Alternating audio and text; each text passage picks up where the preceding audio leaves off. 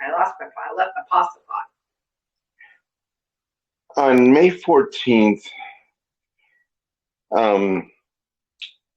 1972, NASA published a document of a study that completely debunked the whole climate change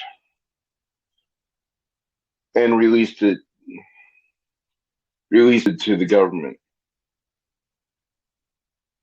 With the um, Freedom of Information Act, we now know that the coffee industry has been using the same test that they used since the 1960s to see whether or not it would be possible for the earth to heal itself if left alone. The answer is, well, the test is still used in the coffee industry even today because even the ground up coffee beans germinate in the bag and start producing oxygen Yes. and growing in the bag, in the sealed bag. Um, the founder of Greenpeace has been speaking out against this climate change narrative basically ever since the liberals hijacked Greenpeace. They did too. So beyond that, and countless other scientists that have actually been speaking out against this, is there any reason for us to trust a government that has been lying to us for at least my entire life?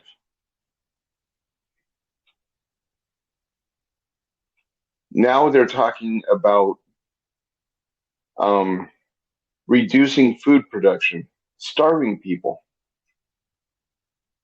The links to this information will be in the description. All in the name of a bogus narrative that is designed to give globalists more power than they were ever supposed to have. We're the people. The masses have the power. They try to censor to stifle rebellion. They try to divide, they try to conquer. Because if we're fighting amongst ourselves, they're not going to be fighting again, or we're not going to be fighting against them. The fact is, the enemy is not somebody of another race standing right next to you. It's the guy signing the bills that are pilfering taxes from the working class and redistributing it to elected officials that shouldn't be paid for anything that they're doing. Maxine Walters, a very woke senator, congresswoman piece of shit in, I believe, the House of Representatives, is calling for a bill to make it so companies get fined if they do not comply with ESG regulations.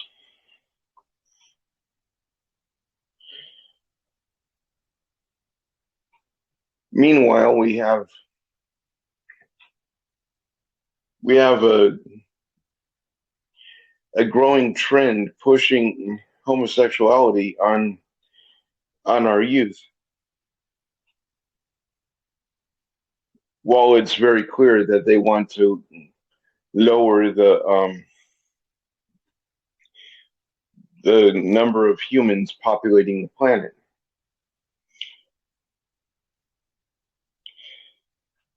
Proof of that is USDA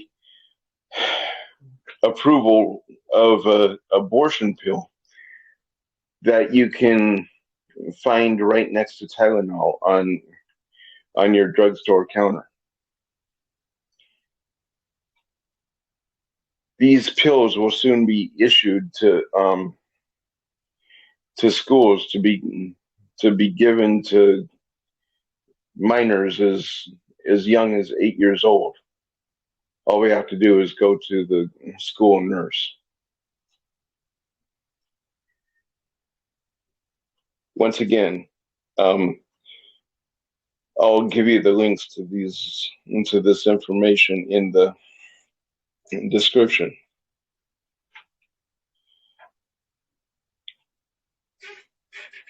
At the same time, the party that seems to be concerned about whether or not an 8-year-old gets pregnant is speaking out against Mel Gibson's movie, The Sound of Freedom, that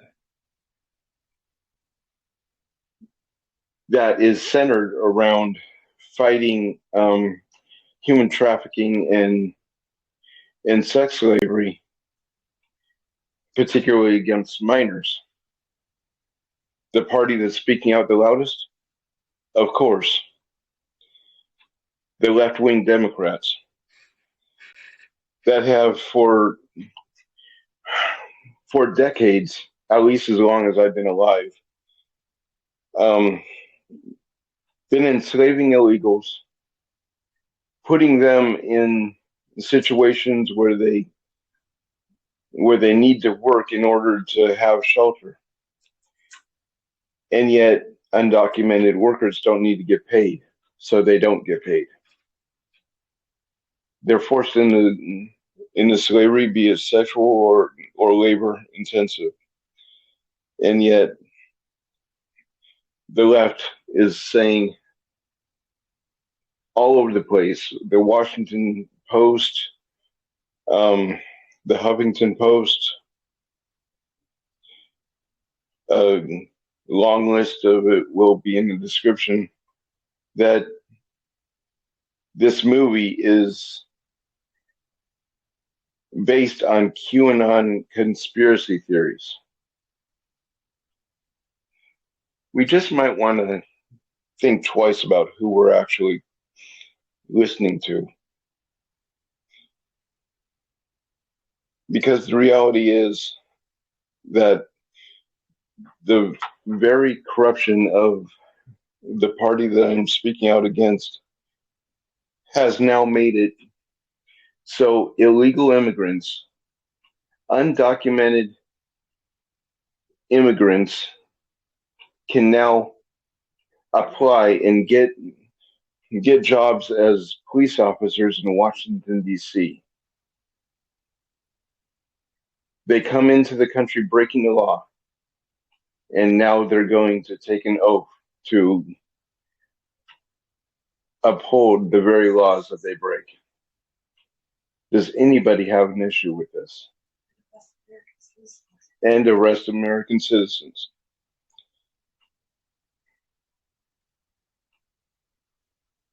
We need to start speaking out against this.